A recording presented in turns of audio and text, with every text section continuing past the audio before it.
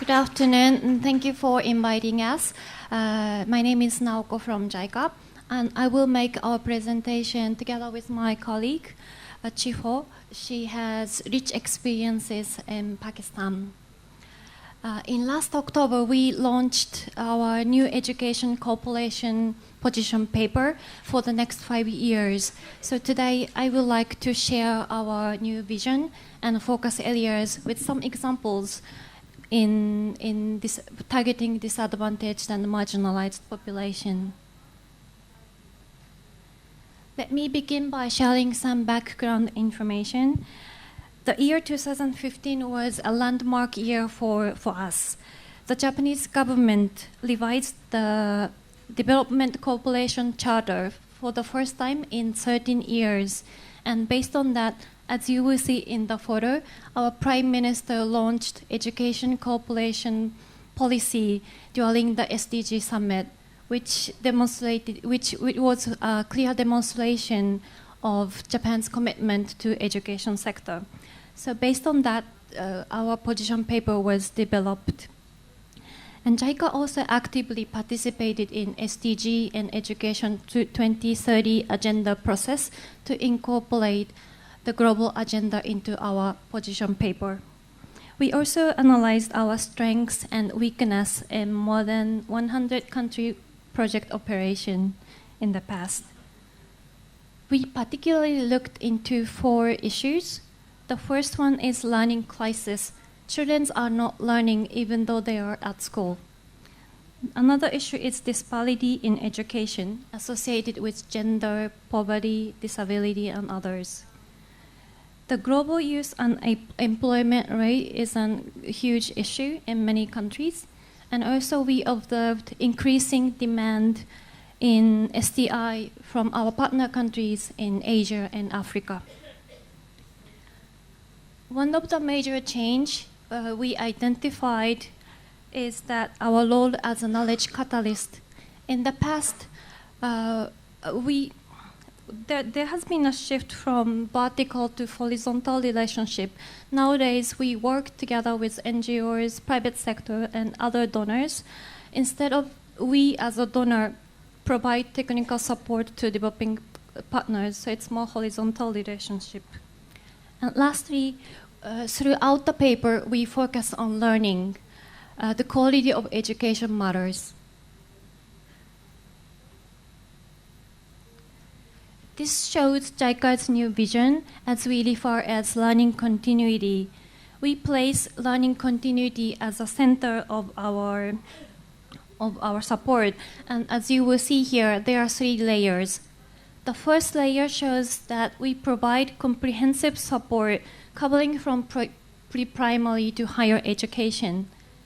And the second layer shows that we provide education support ranging from education responses in conflict and disaster-affected countries to development, long-term, mid-term development assistance.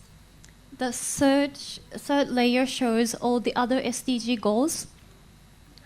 Same as GPE, we recognize that education is an enabler to deliver other SDGs.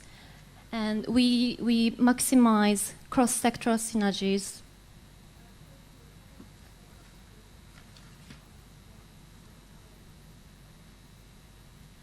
This summarizes our vision, guiding principle, and approaches. One thing I would like to highlight here is we included equity and inclusion as one of the pillars in our guiding principles. And my colleague Chiho will share some country example on our trust among stakeholders. In the next 5 years, JICA will focus on these 4 priority areas. First focus is quality education for learning improvement. This includes different approaches to improve learning of children through teacher training, school-based management, and curriculum and textbook development. This also includes ESD and global citizenship education to equip children to become a good global citizens. And also it includes assessment framework and initiative like PISA and SAVER from the World Bank, and also quality assurance in higher education. The second focus, education for fostering equitable and sustainable growth. This prioritizes skills development for decent work through the capacity building of Tibet institutions. And we also promote academia and industry collaboration. In the next focus area, number 3, education for knowledge co-creation in societies. This covers networking for higher education institutions, mainly in the area of engineering. The last one, focus 4, education for building inclusive and peaceful societies. This is most relevant with this summit.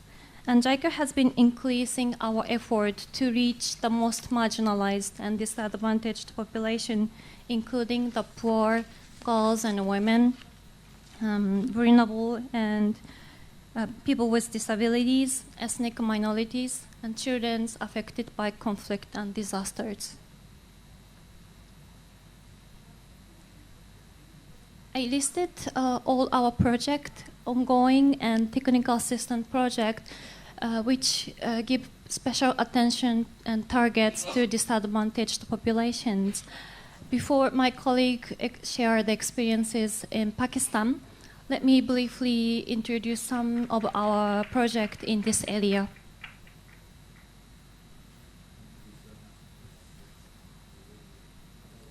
In the area of inclusive education, we recently started new project in Mongolia. We will support development of assessment tools to identify diverse learning needs of children with disabilities. We will also collect good practices from school and teachers and to compile a teacher guide to be a future in teacher service training materials. For all JICA school construction projects across the world, we apply universal design, which has ramps, slopes, and accessible toilet, and we make sure that gender-sensitive learning environment. In the area of disaster response, in Japan, we have much experiences that we would like to share.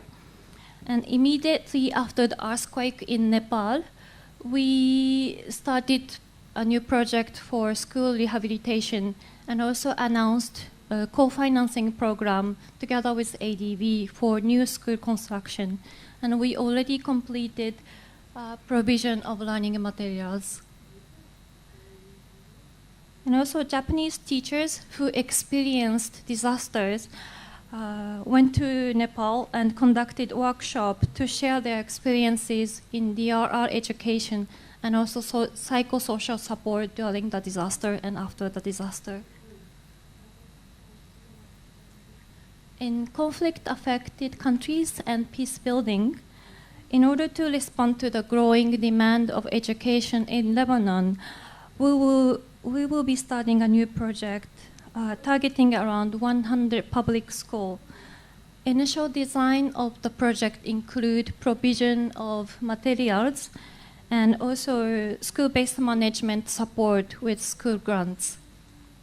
This project also aims social cohesion between Lebanese community and also Syrian communities. And lastly, adult literacy project in Afghanistan is our good example for our long-term support since 2004. Initial stage of the project focused on teacher training and development of materials. Then we shifted to data management and monitoring in the next phase. And currently, we are focusing on establishment of monitoring and learning assessment system to measure the learning outcome. So these are the major examples in JICA for targeting disadvantaged population. And my colleague Jiho will walk you through the details of our implementation in Pakistan.